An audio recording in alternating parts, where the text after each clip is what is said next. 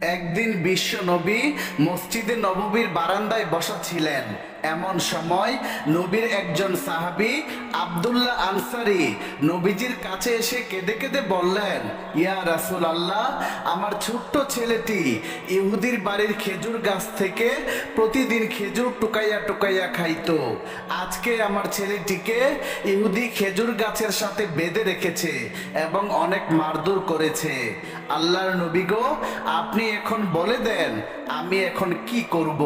নবীজির সাহাবী আব্দুল্লাহ আনসারীর মুখে এমন কথা শোনার পর বিশ্বনবী আব্দুল্লাহ আনসারীকে বললেন, আব্দুল্লাহ আনসারী, তুমি এখন বাড়িতে চলে যাও। নবীজির মুখে এমন কথা শোনার পর আব্দুল্লাহ আনসারী বাড়িতে চলে গেলেন। কিছুক্ষণ পর নবীর সাহাবী হযরত আবু বকর সিদ্দিক রাদিয়াল্লাহু তাআলা আনহু মসজিদের নববীর মধ্যে এসে দেখলেন বিশ্ব নবী দুটি চোখের পানি ছেড়ে দিয়ে কাঁদছেন।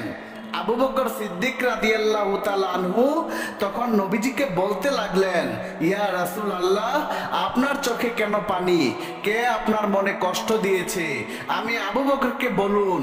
আমি আবু বকর কথা দিচ্ছি, জীবনের বিনিময় হলেও আপনার চোখের পানি মুছে দেব।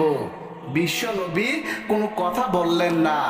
এর কিছুক্ষণ পর হযরত উমর রাদিয়াল্লাহু তাআলা আনহু মসজিদের নববীর বারান্দায় এসে দেখলেন প্রিয় নবী কান্না করছে। তখন হযরত উমর রাদিয়াল্লাহু তাআলা আনহু গর্জে উঠে বললেন, ইয়া রাসূলুল্লাহ, আপনার চোখে কেন পানি? কেন আপনি কান্না করছেন? আল্লাহর নবী গো, আমি উমরকে বলুন কে আপনার মনে কষ্ট দিয়েছে। আমি উমর কথা দিচ্ছি, তার গর্দান আমি আপনার সামনে এনে উপস্থিত করব। বিশ্ব নবী তারপরও কোনো কথা বললেন না।